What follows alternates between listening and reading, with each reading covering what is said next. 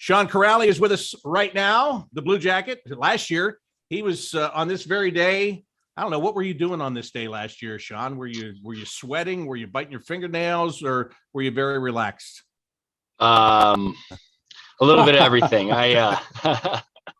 My agent came into town, and I think I can't remember if it was today or tomorrow, but we went out and played golf just to kind of pass the time and let things take care of themselves.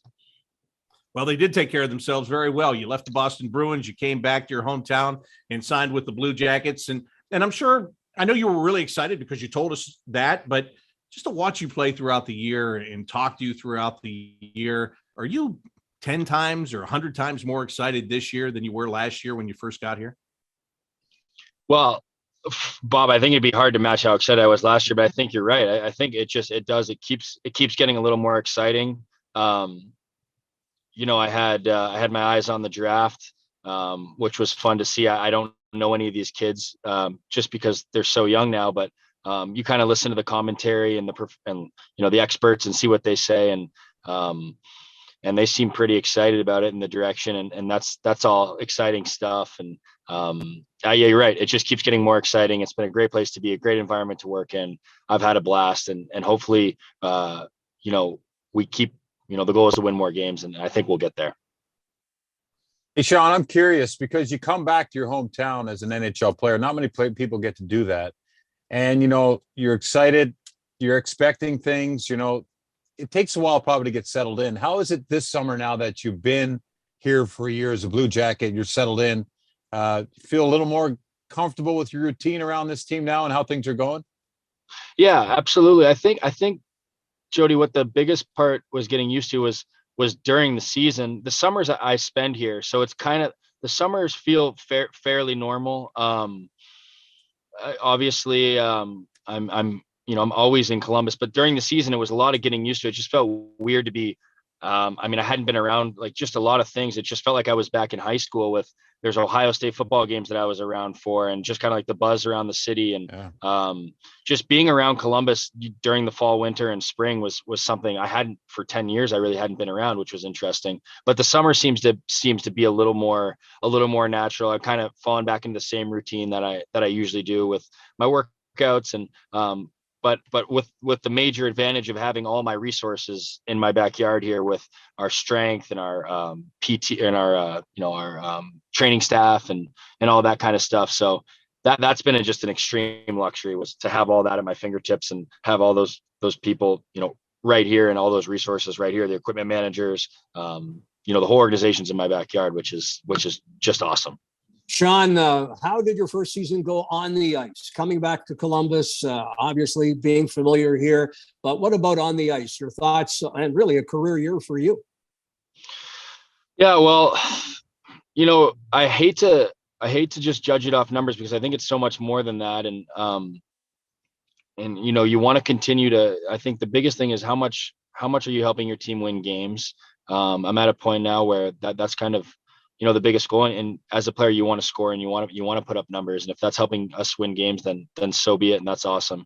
But yeah, it was fun. I think I slowly got back to just playing my game, and not worrying about, the outside stuff, and just enjoying it, playing in front of the Columbus fans, and which I don't want to say I was, because I still am, but anyway, that was cool. And I think the less I was thinking, the less I was trying to do things, the more often better things would happen. And I want to grow on that. I think you just want to continue to get better, continue to help your team more, and I'm going to have to, if I think, if we all want to get to where we think we can go, everyone's going to have to do a little bit, just do their job. And we're not going to step outside our roles or our jobs, but we all want to do our job a little bit better. Hey, I want to ask you, what's this day like for you as a player now? It's been in the league for a while. That's been through this process as a free agent. You watching these deals and getting a little excited? Do you keep an eye on things? Yeah. Me and my brothers and my dad were in a group text, and we're going back and forth. He signed here, he signed there, like just, doing our own little expertise. But I was in the gym, and I worked out a little late today, and it was past noon, and then I don't know, did it start at 1 or noon? Noon. 12 o'clock. Noon, yeah. Anyway, the deals started coming in, and then I'm just like, my phone is like, I'm just looking at my phone, and I kind of got a little distracted. I keep an eye on it. It's interesting to see where, I mean, you're like, oh wow, that guy's going to be there next year. You just kind of want to know. You've got buddies texting you that, either congratulations or like, how's it going? Or what are you thinking? And it's fun and exciting. It definitely is. It's kind of, like a Christmas morning for hockey players, especially when you're, it's you looking for a deal. Hey, Sean, I wanted to just follow up for a second on what you told Jeff a moment ago when he asked you what you thought about your year, and you said it's more than just the numbers, and it is more than just the numbers, because you and I talked about this throughout the course of the year. It seemed like when Brad Larson needed a winger to get on track and get going, he was going to play with Sean Kuraly. It's as simple as that. Alexander Texier, his game took off when he played with you. Eric Robinson, all year almost played alongside of you. Whenever somebody needed to get going, it seemed like you were the guy that was going to give him that jump. And how much do you take that as a compliment, that a coach feels good enough about your game that you're going to be able to help this guy get better? And maybe he stays on your line, maybe he goes somewhere else, but they never dipped after that. Yeah. Well, let's start by saying, I mean, you're getting guys, everyone I played with this year had these crazy like box of tools. I think everyone had, all the tools they needed, and if not more. And I was excited every time I got one of, like, someone new. I think you could see their strengths, and that was, so you start there and saying that all these players are, I mean, Robbie with his speed and shot, and he's a smart player, and everyone I played with was a smart player. So I think, that's kind of the basis of all this is you're playing with good, smart players. And once they get to play to their strengths, it seems easy, and for them at least. And that was fun. I really enjoyed that. I had fun with that. I think it's something to build on. There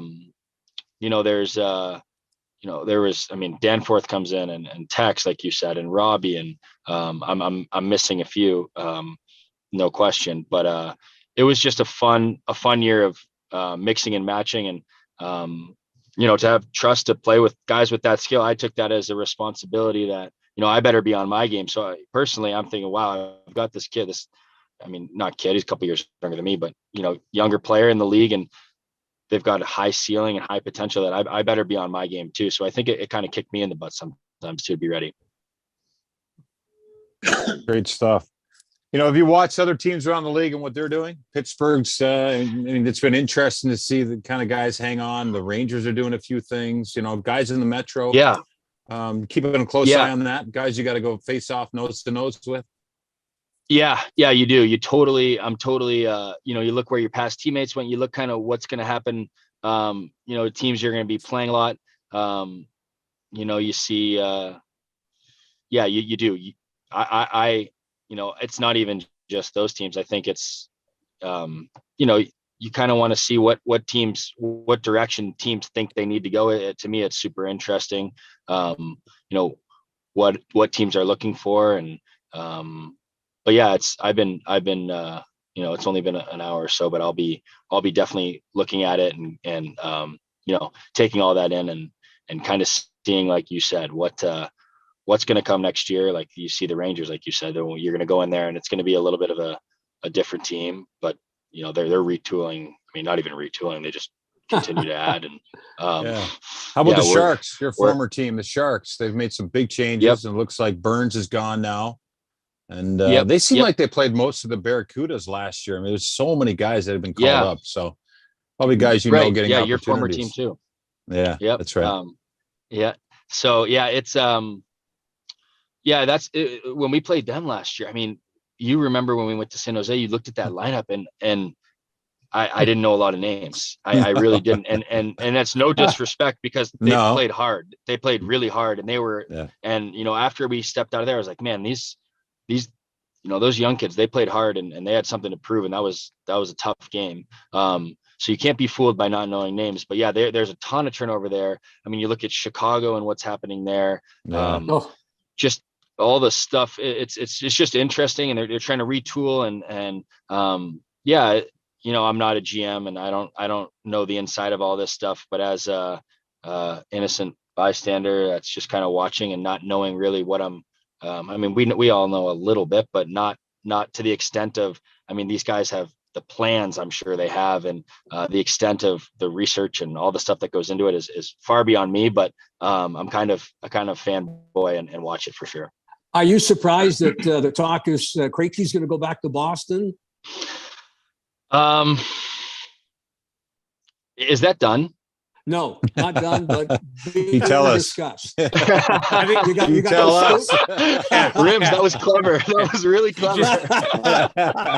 you just answered the question, Sean. Thank you very much. Yeah, okay. Thanks for joining us.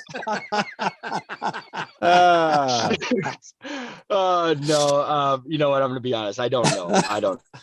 Yeah. But Yeah. I wouldn't be Bergeron, while we're surprised. at it. Yeah. I wouldn't be surprised to see those guys back. Yeah. Bergeron too. Yeah, I wouldn't be surprised to see those guys back, and it'll be fun. I think to see those guys back together. I mean, they've all done so much there, and give it another shot. And I think Krejci played at a super high level. I mean, at least for himself, and in the Czech League last year, had a great year. Just this guy is oozing talent and such a smart player that I think he could play till he's 40. But he's and then Bergeron, obviously. I mean, what else can you say about the guy? Selke over and over and over again. It'd be tough to go out on a year that you were that dominant. I think he was just so dominant, such a great leader, such a great player. I think it'd be fun to see those guys get back together. Obviously, I respect the heck out of them, and they're friends, and we'll have to compete against them, and we'll have to beat them. But I think that's the fun part. Well, Sean, thank you very much. Rimmer usually has the biggest scoops, but you've outscooped him today, so we appreciate it. Darn, I wasn't ready for that maneuver, Rib. That was good. It was a veteran move. There's no doubt about that. No, Rimmer. Boy. Thank you, Sean. We really appreciate you coming in here and being part of the show today. See you in September. Yep. Thanks, Sean. Yep, you bet. Thanks, fellas. All right. Much appreciated. Talk to you later.